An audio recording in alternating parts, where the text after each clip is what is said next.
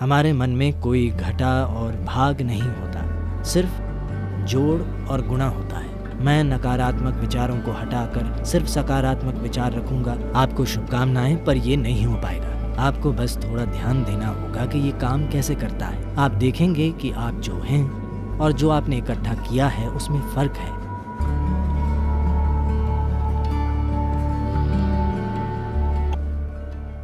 देखिए, जिस तरह ये सवाल पूछा गया है और जैसे इसका आम तौर पर उत्तर दिया जाता है, उससे लोग सोचते हैं कि नकारात्मक और सकारात्मक विचार जैसा कुछ होता है। वे नकारात्मक विचारों को हटाकर सिर्फ सकारात्मक विचार रखना चाहते हैं। ऐसे लोगों से मैं बस 10-15 सेकंड का एक प्रयोग करने को कहूँगा। वे ज़बरदस्ती अपने मन से एक विचार हटाएं, जैसे अगले 10 सेकंड तक बंदर के बारे में मत सोचिए। बंदर का विचार न करने की कोशिश करें।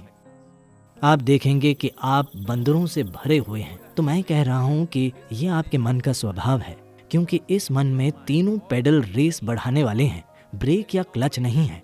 आप जो भी दबाएंगे ये और तेज भागेगा।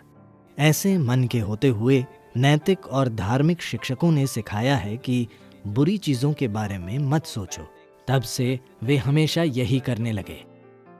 आप मन को ऐसे बिल्कुल नहीं संभाल सकते। इसके लिए आत्मज्ञान जरूरी नहीं है। अगर आप 2 मिनट आंखें बंद करें तो आप जान जाएंगे कि आप इस मन के साथ कोई जबरदस्ती नहीं कर सकते। तो मैं बुरे विचार हटाना चाहता हूँ, इस दिशा में कभी मत जाइए, क्योंकि आप जो हटाना चाहेंगे वो आपका गुण बन जाएगा, वो हमेशा हावी रहेगा। तो मुझे क्या करना चाहिए? बात यह है कि मन की बुनियादी प्रक्रिया को समझे बिना, क्योंकि हमारा मन, इंसानी मन, धरती का सबसे जटिल कंप्यूटर है। सभी सुपर कंप्यूटर्स भी इसी से निकले हैं। अब ऐसा है तो क्या ये जरूरी नहीं है कि हम इसके काम करने का तरीका समझें? अगर आप मुझसे पूछें तो इसका एक सरल पहलू ये है कि हमारे मन में कोई घटा और भाग नहीं होता, सिर्फ जोड़ और गुणा होता है। अगर आप इससे कुछ हटाना चाहेंगे तो ये कहेगा एक और। अगर आप बहुत जोर देंगे तो ये कई गुना हो जाएगा। ऐसे मन में आप अच्छा और बुरा पहचान कर उन्हें हटाने की कोशिश मत कीजिए। सबसे पहले हमें ये समझना होगा कि आपका ये मन और शरीर आपकी सेवा के लिए ही है। आपका जीवन महत्वपूर्ण है।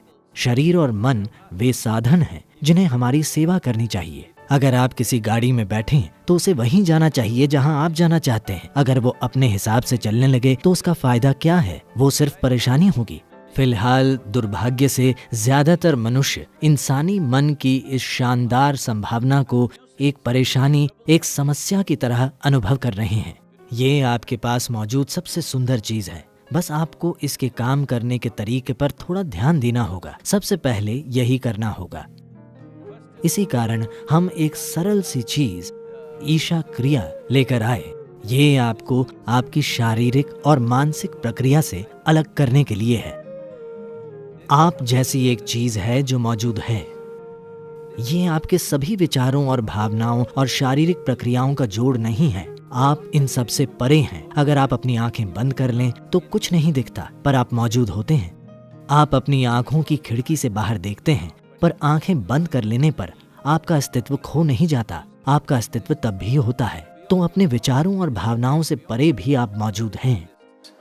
तो जो जीवन आप हैं उसका अनुभव करने की जरूरत है। ऐसा क्यों है कि अपने होने के सबसे महत्वपूर्ण पहलू को आप अपने अनुभव में नहीं आने दे रहे? फिलहाल हमारे जीवन का सबसे महत्वपूर्ण पहलू है कि आप और मैं इस समय जीवित हैं। बस यही है। मैं क्या सोच रहा हूँ, आप क्या सोच रहे हैं, ये महत्वपूर्ण नहीं है। हम इस समय जिंदा हैं, यही महत्वपूर्ण है। तो ये महत्वपूर्ण है कि आप अपने भीतर बुनियादी जीवंतता पर ध्यान केंद्रित करें। तब आप देखेंगे कि आप और आपकी विचार प्रक्रिया के बीच एक दूरी आ गई है। अपनी मानसिक प्रक्रिया और शारीरिक प्रक्रिया से दूरी बना लेना, यही कष्टों का अंत है। क्योंकि इंसान केवल 2 तरह के कष्टों से गुजरता है, शारीरिक कष्ट और मानसिक कष्ट। जब आप खुद के और मन के बीच, खुद के और शरीर के बीच थोड़ी दूरी बना लेते हैं तो ये दुखों का अंत है। इसे हर मनुष्य को जानना और समझना होगा। नहीं तो आप सोचते रहेंगे मैं बुरे विचार हटाकर सिर्फ अच्छे विचार रखूंगा।